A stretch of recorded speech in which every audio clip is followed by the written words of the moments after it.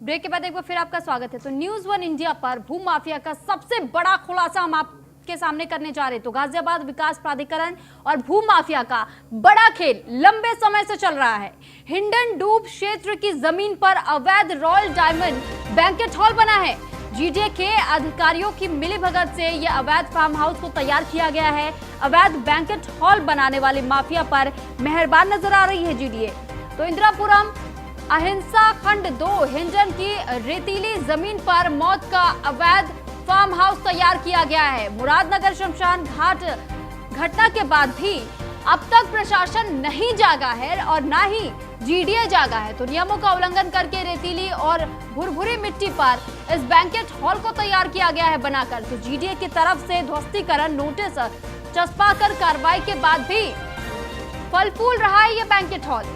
तो नोटिस तो चिपकाया गया लेकिन कोई कार्रवाई नहीं हुई है। मैंने एक शिकायत दी थी।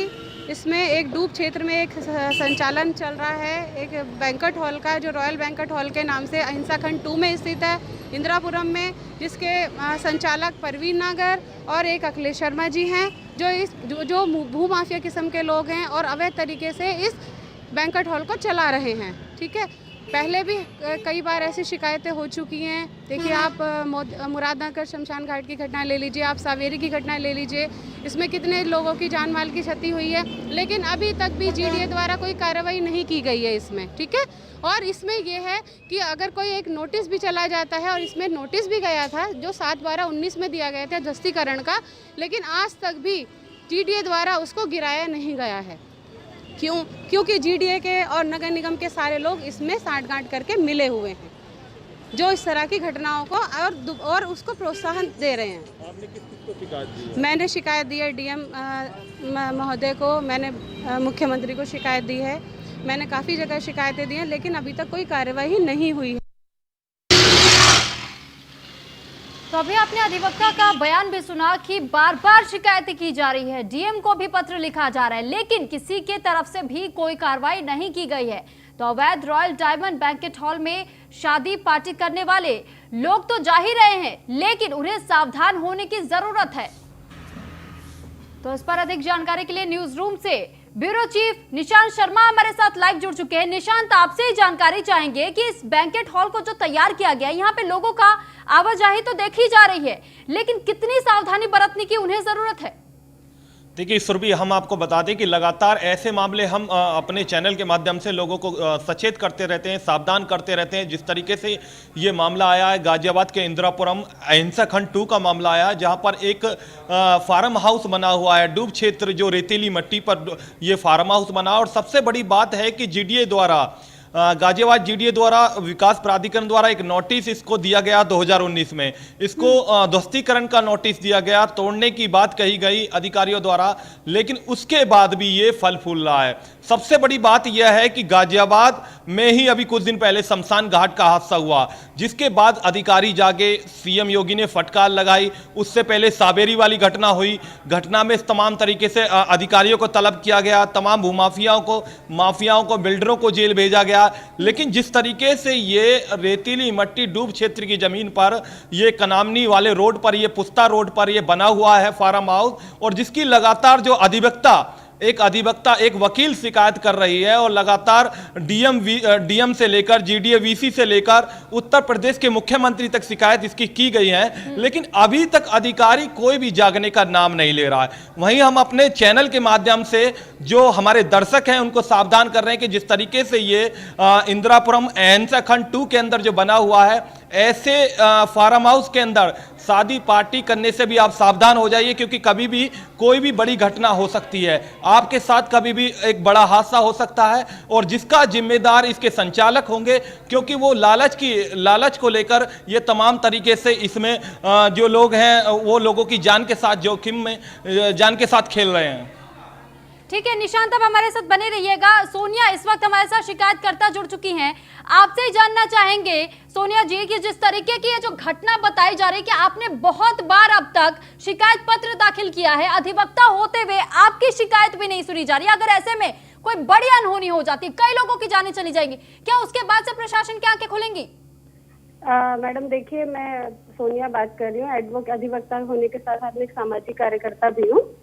और मैंने आपके ये एप्लीकेशन दिया, मैंने डीएम साहब को दिया है, मैंने मुख्यमंत्री साहब तक को ये एप्लीकेशन दिए हैं, लेकिन फिलहाल कुछ भी नहीं हो पा रहा है।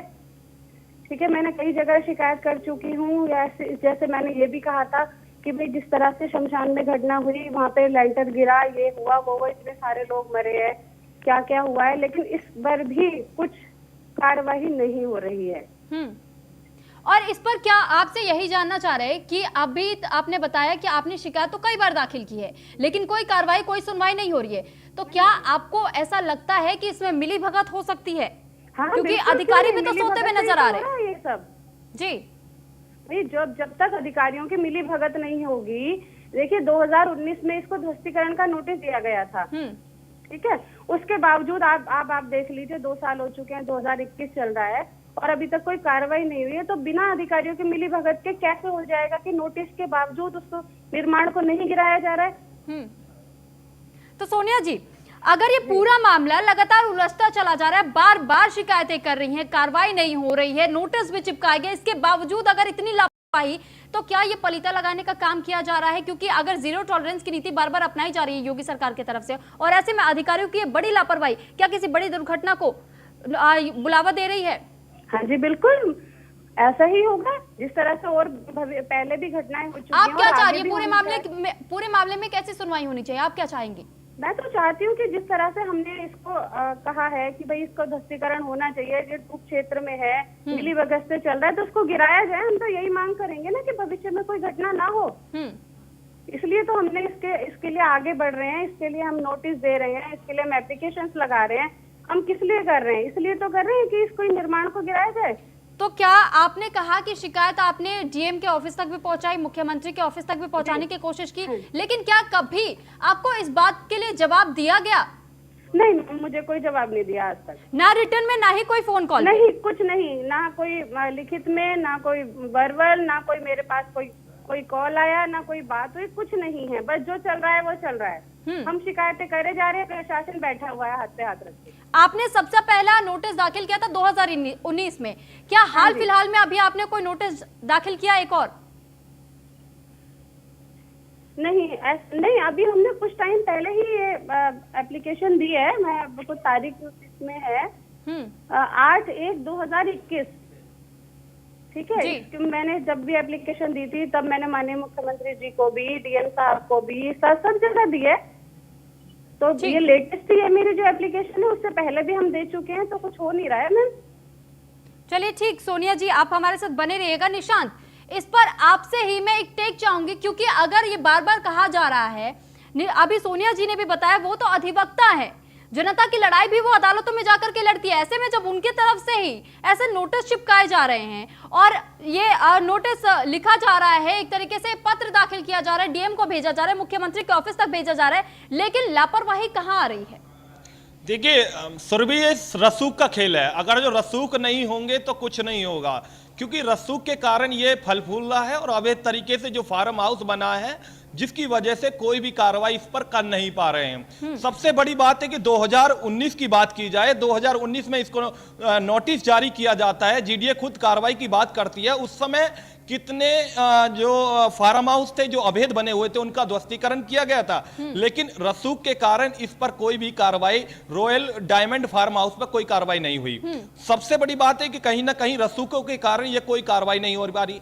जबकि सबसे बड़ी बात है कि जो अधिवक्ता है, एक महिला होने के नाते लगातार इसकी शिकायतें कर रही हैं, लेकिन शिकायतों के बाद जीडीए के अधिकारी, जिला प्रशासन के अधिकारी सब मौन है, क्योंकि उत्तर प्रदेश के मुख्यमंत्री तक इसकी शिकायतें की गई हैं। लेकिन हम जो है अपने दर्शकों को, तो उन लोगों को, अधिकारियों के बीच में डर बिल्कुल भी नहीं है, क्योंकि अगर एक तरफ जब योगी सरकार लगातार सख्त करने की कोशिश करती रहती है और ऐसे में अधिकारियों की तरफ से उन तमाम योजनाओं पर पलीता लगाया जा रहा है, अभियान पर पलीता लगाने का काम अधिकारियों की तरफ से किया जा रहा है, तो इसको किस तरीके से देखा जाए? देखिए कहीं ना कहीं ये अधिकारी जो है वो लोगों की जान के साथ भी खेलने का काम कर रहे हैं, क्योंकि जिस तरीके से एक अवैध फार्म हाउस बना हुआ है और अब से पहले शमशान घाट की घटना को लोग भुला नहीं पाए, क्योंकि 25 लगातार मौतें होना एक बड़ी बात थी। पूरे देश में कोहराम मच चुका था जिला गाजियाबाद के अंदर, और जिसके बाद अभी भी यह अवैध फार्म हाउस बना हुआ है, रेतीली मिट्टी पर बना हुआ है, और जबकि शिकायतकर्ता खुद अपनी शिकायत में लगातार दर्शा रही है। और उसके बाद आप देखिए, जब एक पार्टी होती है उसके अंदर हजारों की संख्या में लोग मौजूद होते हैं, और जब अगर जो कोई हादसा हो जाता है तो उसका जिम्मेदार कौन होगा, क्योंकि लगातार जो है एक शिकायतकर्ता भी लगातार चलिए, शिकायत ठीक। दे रहा है। ठीक, बहुत शुक्रिया निशांत आपका, और सोनिया वर्मा जी आपका भी बहुत शुक्रिया हमारे साथ जुड़ने के लिए, अपनी बात को रखने के लिए। तो अवैध तरीके से एक फार्म हाउस को तैयार किया गया और न्योता दिया जा रहा है ताकि दुर्घटना हो, लोगों की जब जाने जाए तब प्रशासन की नींद खुले। तो ये कितनी बड़ी लापरवाही हो सकती है, आप इससे खुद अंदाजा लगा सकते हैं। फिलहाल उत्तर प्रदेश विशेष में इतना ही। आप बने रहिए न्यूज़ 1 इंडिया के साथ। नमस्कार।